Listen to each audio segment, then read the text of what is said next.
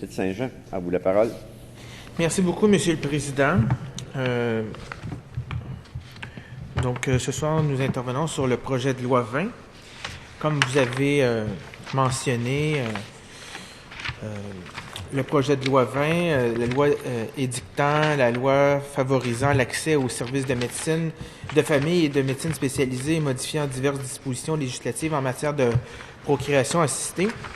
Ce que j'aimerais reprendre de quelques éléments du projet de loi, premièrement, j'aimerais reprendre les propos de mon collègue de Bourget concernant les félicitations et les remerciements pour tout le travail et l'aplomb de notre collègue, la députée de Taillon, dans ce projet de loi, lors des études de ce projet de loi, mais aussi de nos collègues membres de la commission parlementaire, notamment notre collègue député de Richelieu, que j'ai l'occasion de côtoyer plus fréquemment, et de voir tous les heures qu'il a passées en commission parlementaire pour bonifier le projet de loi.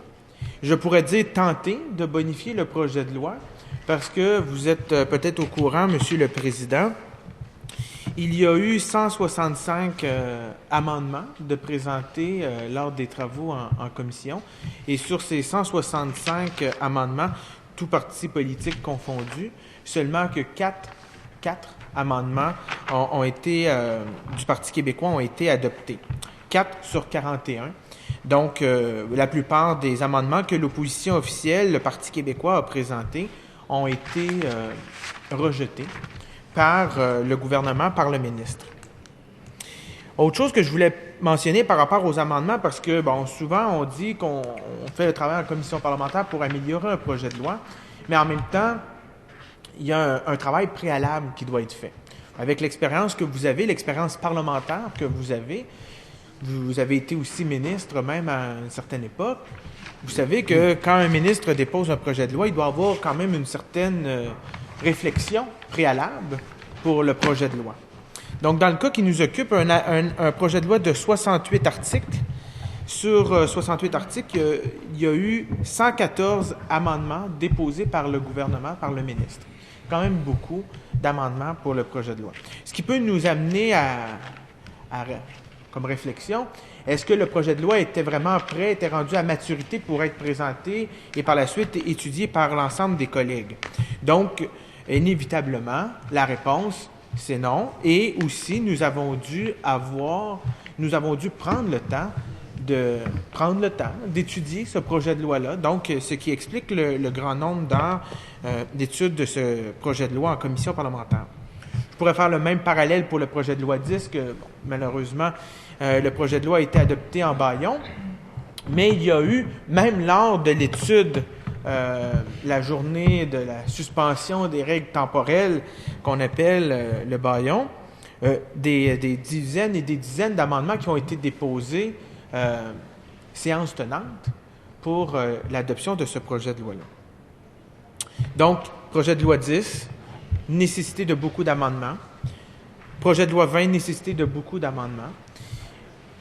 Où je veux en venir, Monsieur le Président, c'est que je me questionne sur l'état de réflexion de la part du ministre ou du gouvernement dans les dossiers de santé avant la prise de décision ou avant de proposer des modifications aussi importantes que nous avons dans le projet de loi 20. Je pourrais vous donner un exemple qui est un dossier peut-être plus local, mais qui démontre aussi encore là, je pense, un manque de réflexion avant de mettre ça dans l'application. Vous avez déjà entendu parler, vous l'avez vu dans les médias, c'est très d'actualité en ce moment, le projet Optilab qui a été présenté par le précédent gouvernement du Parti libéral, donc avant le gouvernement du Parti québécois. Et là, nous voyons des répercussions concrètes. Par exemple, à Saint-Jean-sur-Richelieu, les travaux d'agrandissement de l'hôpital du Haut-Richelieu sont en ce moment suspendus parce que le projet Optilab, que le ministre actuel a dit, il faut mettre la pression, il faut accélérer le processus, malgré que le même ministre, lorsqu'il était président de la Fédération des médecins spécialistes, disait que ça n'avait pas d'allure, qu'on ne pouvait pas appliquer ce projet-là en 2 ans. Mais là, maintenant, on demande aux gens de Saint-Jean-sur-Richelieu de l'appliquer pour Noël. il n'y a pas de système informatique, il n'y a pas de transport. Ce que ça fait, ce projet-là, c'est qu'on prend tous les échantillons, ou du moins un bon nombre d'échantillons traités à l'hôpital du Richelieu dans les laboratoires de notre hôpital, et ils seront transférés à l'hôpital Charlemagne, à Longueuil, à 20 km de Saint-Jean-sur-Richelieu. Un projet d'agrandissement de l'hôpital prévu de 109 millions. L'agrandissement du laboratoire terminé à 80 80 de la superficie totale du laboratoire est terminée de construire et prévue, était prête à ouvrir en février prochain. On suspend tout ça. On va peut-être démolir tout ça pour recommencer et agrandir un laboratoire à 20 km de Saint-Jean parce qu'on veut absolument centraliser tout dans le même hôpital. Et c'est le ministre qui prend cette décision-là. Le même ministre qui, avant d'être ministre, disait « ça n'a pas d'allure d'appliquer ça en 2 ans, il faut réfléchir, il faut étudier ça, puis je ne suis pas sûr que ça va être une si bonne idée que ça. » Donc, le même ministre nous dit maintenant « bien, c'est une bonne idée, ça a bien du bon sens, tellement qu'il faut le faire d'ici Noël. » Donc, on peut se questionner au niveau de la préparation préalable avant de la présentation d'un projet. Dans le cas du projet de loi 20, il y a aussi un enjeu important, significatif pour notre population, c'est la question des frais accessoires. En ce moment, on voit un certain nombre de médecins, en plus de la bonification de leur rémunération, on sait depuis 2003, 2,9 milliards de dollars du budget du gouvernement du Québec étaient attribués pour les salaires et les rémunérations des médecins. En 2015, nous sommes rendus à 6,8 milliards. Donc, de 2003 à 2015, nous sommes passés de 2,9 milliards à 6,8 milliards de dollars pour la rémunération des médecins. En parallèle de ça, un certain nombre facturent des citoyens, des patients, des malades, lorsque ces gens se présentent à leur bureau pour certains tests ou certains soins, ce qui totalise 50 millions de dollars.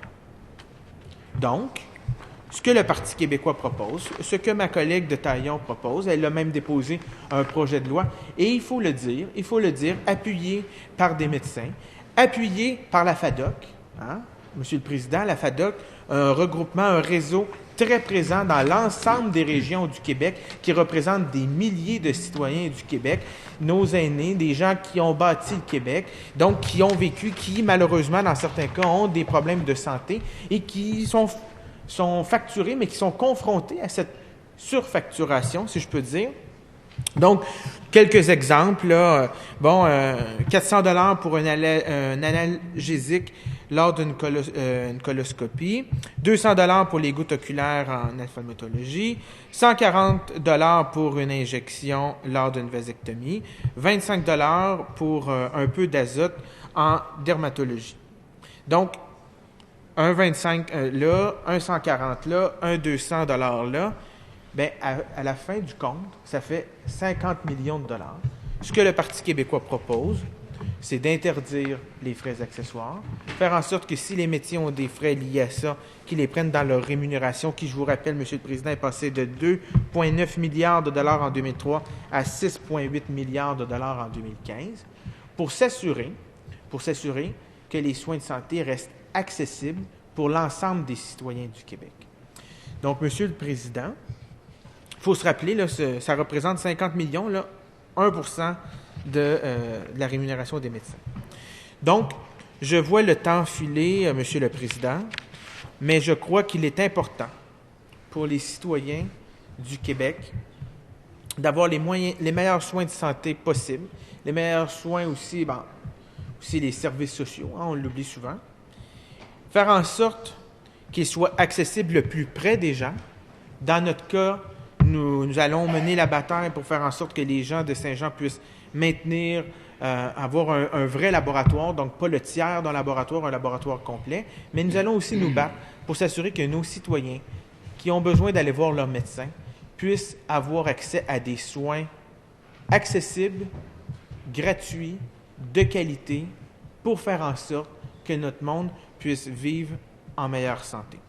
Donc, je termine sur cette note, Monsieur le Président.